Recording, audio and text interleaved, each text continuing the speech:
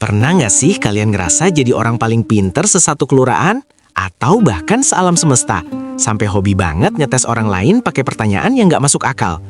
Nah, nasib apes bin tragis ini baru aja menimpa seorang ilmuwan kelas berat dari negeri seberang yang datang jauh-jauh ke Baghdad cuma buat satu misi, pamer IQ dan bikin malu para cendekiawan lokal.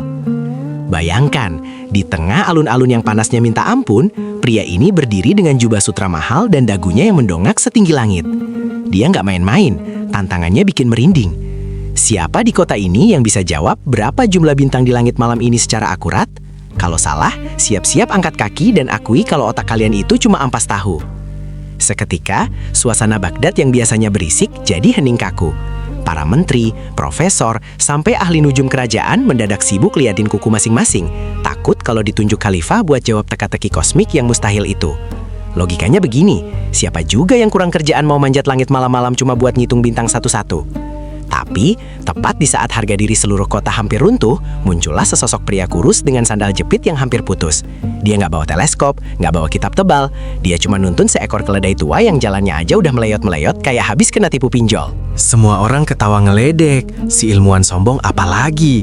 Dia sampai sakit parut nahan tawa lihat lawan bicaranya yang tampangnya lebih mirip tukang cari rumput daripada ahli astronomi. Tapi tunggu dulu, di balik keledai kurus itu ternyata tersembunyi sebuah logika ngadi-ngadi yang bakal bikin teori ilmu pengetahuan berabad-abad mendadak rontok nggak bersisa. Kok bisa seekor keledai jadi kunci buat bungkam kesombongan intelektual yang paling jenius sekalipun? Rahasia jawaban Abu Nawas ini bukan cuma soal pinter-pinteran, tapi soal gimana cara smash mental lawan pakai cara yang paling elegan sekaligus paling kocak. Penasaran gimana cara Abu Nawas bikin si ilmuwan ini pengen pindah planet karena malu 7 turunan? Siapkan camilan kalian, kencangkan sabuk pengaman logika, karena kita akan masuk ke pertarungan otak paling epik di sejarah Baghdad.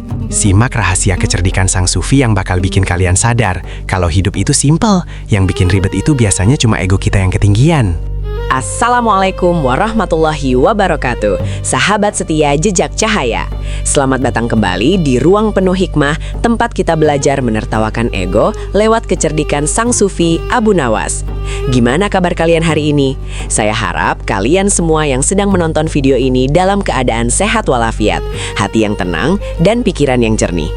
Sebelum kita bongkar lebih dalam tentang bagaimana Abu Nawas menjatuhkan mental sang ilmuwan sombong tadi, saya ingin mengajak kalian semua untuk sejenak melakukan sedekah digital. Caranya gampang banget, cukup tekan tombol subscribe, like, dan nyalakan lonceng notifikasinya. Kenapa? Karena satu dukungan dari kalian adalah bahan bakar bagi kami untuk terus menebar pesan bijak di tengah hiruk-pikuk dunia yang makin gak masuk akal ini. Dan khusus buat kalian yang sudah menekan tombol subscribe, mari kita saling mendoakan. Saya doakan dengan tulus. Semoga Allah membukakan pintu rezeki dari arah yang tidak disangka-sangka. Semoga hutang-hutang yang menghimpit segera lunas, dan setiap langkah kaki kalian hari ini dijaga oleh keberkahan. Amin ya robbal alamin. Oh ya, coba deh tulis amin atau syalawat di kolom komentar di bawah. Kenapa? Karena kita nggak pernah tahu doa dari lisan siapa yang akan dikabulkan oleh langit. Mari kita penuhi kolom komentar ini dengan energi positif, supaya bukan cuma ilmu yang kita dapat, tapi juga syafaat dan persaudaraan yang erat. Nah, kalau jempol kalian sudah siap, hati sudah tenang, dan kopi sudah di tangan, mari kita kembali ke alun-alun Baghdad. Karena si ilmuwan sombong ini sudah mulai nggak sabar pengen ngetawain Abu Nawas. Padahal dia nggak tahu kalau sebentar lagi dia sendiri yang bakal jadi bahan tertawaan seantero kota. Yuk, kita lanjut. Aula istana Khalifah Harun al-Rashid siang itu mendadak terasa lebih sempit dari biasanya. Bukan karena penuh sesak oleh rakyat, tapi karena hawa kesombongan seorang pria bernama Profesor Zong yang memenuhi ruangan. Penampilannya? Jangan ditanya. Jubah sutranya berkilau kena lampu kristal, sorbannya dililit rapi sampai simpulnya aja kelihatan mahal. Dan baunya, wangi parfum import yang bikin hidung rakyat jelata minder. Dengan gaya so asik, si profesor ini mondar-mandir di depan singgasana Khalifah. Setiap langkah kakinya bunyi tak-tuk, seolah-olah dia lagi jalan di atas kepala orang-orang bodoh. Wahai Khalifah yang mulia, katanya dengan suara yang dibuat-buat berat. Katanya Baghdad ini pusat peradaban dunia. Katanya di sini gudangnya para jenius yang bacaannya kitab-kitab tebal. Tapi kok ditanya soal jumlah bintang di langit malam ini aja, semua menterimu mendadak kena penyakit bisu berjamaah. Apa otaknya lagi pada loading lama? Atau emang kuotanya lagi habis buat mikir hal-hal receh? Khalifah Harun al-Rasyid cuma bisa narik napas panjang. Kursi emasnya yang empuk itu mendadak rasa panas. Beliau melirik ke arah para penasihatnya. Tapi ya gitu, semuanya lagi asik nunduk. Ada yang pura-pura benerin lipatan baju, ada yang mendadak fokus merhatiin semut lewat. Intinya, nggak ada yang berani pasang badan. "Pengawal!" teriak Khalifah akhirnya. Suaranya menggelegar. "Cari Abu Nawas sekarang juga. Seret dia ke sini, mau dia lagi tidur, lagi makan, atau lagi ngelamun di pinggir kali, bawa dia ke depan saya. Bilang ke dia, harga diri Baghdad ada di tangan dia hari ini." Nggak butuh waktu lama, dari kejauhan terdengar suara klotak-klotek sandal jepit yang hampir putus. Muncullah sesosok pria kurus dengan baju yang warnanya udah mulai pudar kena sinar matahari. Abu Nawas datang nggak sendirian. Dia nuntun seekor keledai tua yang jalannya udah meleyot-meleyot. Seolah-olah si keledai ini juga ikut nanggung beban hidup tuanya yang sering nggak punya duit. "Aduh, Baginda," gerutu Abu Nawas sambil garuk-garuk kepalanya yang gak gatal. "Lagi asyik-asyiknya saya ngimpi dapat durian runtuh, malah dipanggil ke istana cuma buat lihat orang pamer jubah mahal. Ada apa sih? Apa ada pembagian sembako gratis yang saya kelewatan?"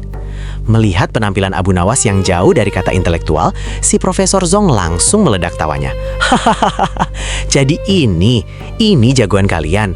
Wahai Khalifah, apa Anda sudah putus asa sampai-sampai manggungin tukang cari rumput buat debat sama saya? Jangan-jangan dia ini nggak tahu bedanya bintang sama lampu petromak."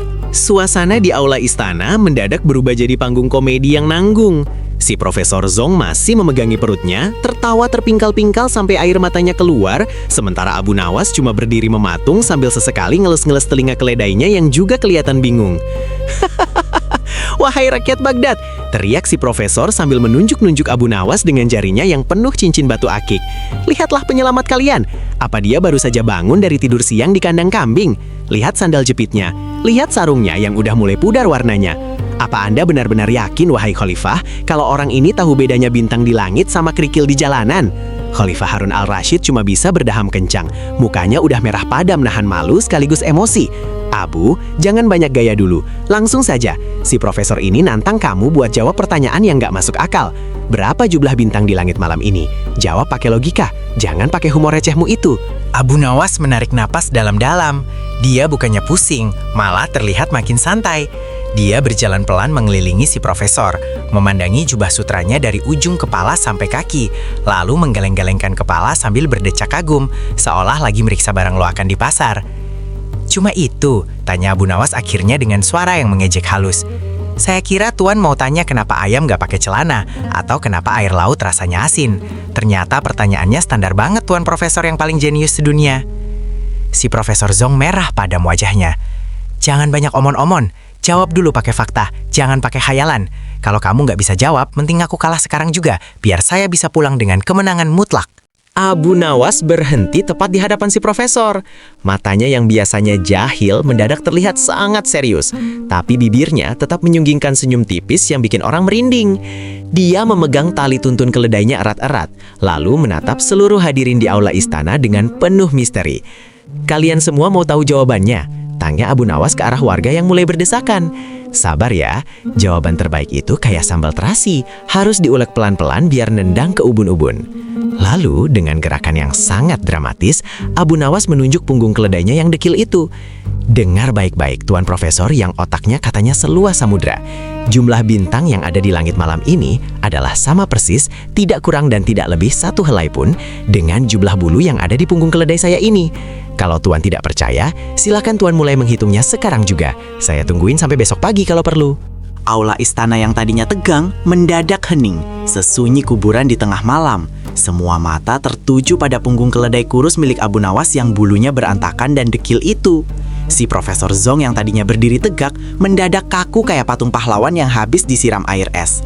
Mulutnya mangap, tapi nggak ada suara yang keluar. Tunggu dulu!" teriak si Profesor akhirnya. Suaranya agak melengking karena panik. "Kamu ini jangan ngadi-ngadi ya, Abu. Apa hubungannya bintang di langit sama bulu keledai butan ini? Ini sih namanya logika sesat. Mana ada sains yang bisa ngebuktiin kalau jumlahnya sama. Kamu cuma mau lari dari pertanyaan saya, kan?" Abu Nawas bukannya takut, dia malah melangkah maju satu langkah, menatap tajam ke mata si Profesor dengan senyum tipis yang sangat menyebalkan. "Loh, Tuan Profesor yang katanya sekolahnya sampai ke negeri awan, kok mendadak ragu?"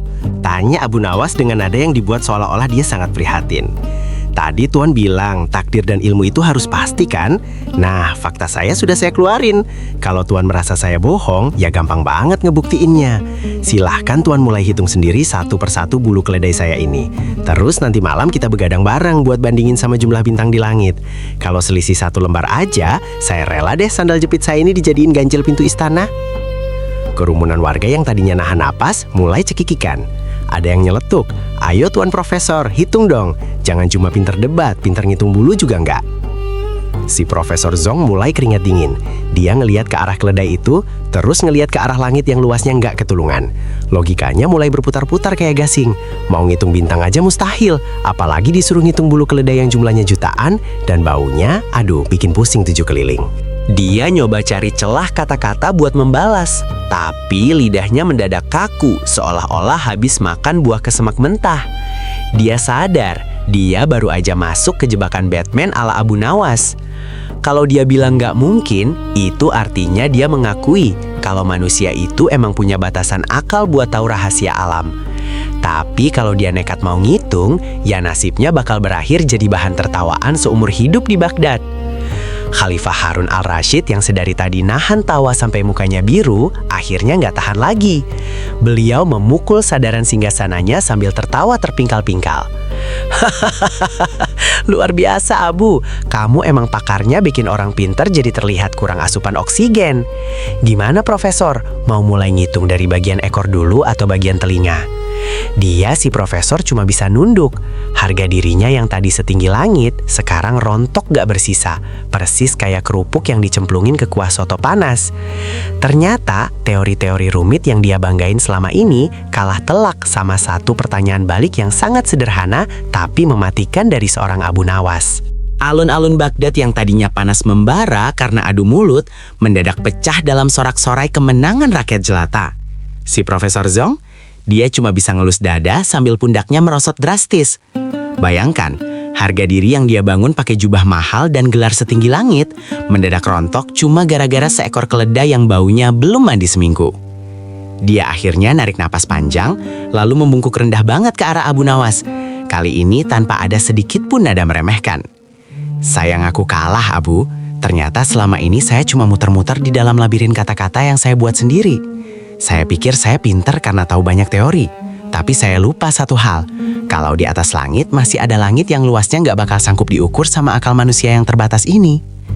Abu Nawas, yang biasanya jahil, kali ini nepuk pundak si profesor dengan akrab. Kayak teman lama yang lagi curhat di warung kopi. "Santai aja Tuan Profesor. Ilmu itu kalau cuma buat pamer, emang bikin pusing 7 keliling. Tapi kalau dipakai buat memahami hidup, ya jadinya asyik begini. Ingat ya, tahu jumlah bintang itu nggak penting. Yang penting itu tahu diri kalau kita ini cuma butiran debu di mata Sang Pencipta." Khalifah Harun al-Rashid yang puasnya minta ampun langsung manggil bendahara istana. "Kasih Abu Nawas 10 keping emas. Dan jangan lupa kasih 1 karung wortel premium buat keledainya. Karena hari ini dia udah berjasa jadi alat peraga astronomi paling jujur di dunia." Sambil nenteng keping emas dan nuntun keledainya pulang, Abu Nawas cuma bisa nyengir. Dia bersyukur karena takdir hari ini gak cuma memberinya makan siang gratis, tapi juga ngingetin semua orang kalau hidup itu sebenarnya simpel banget.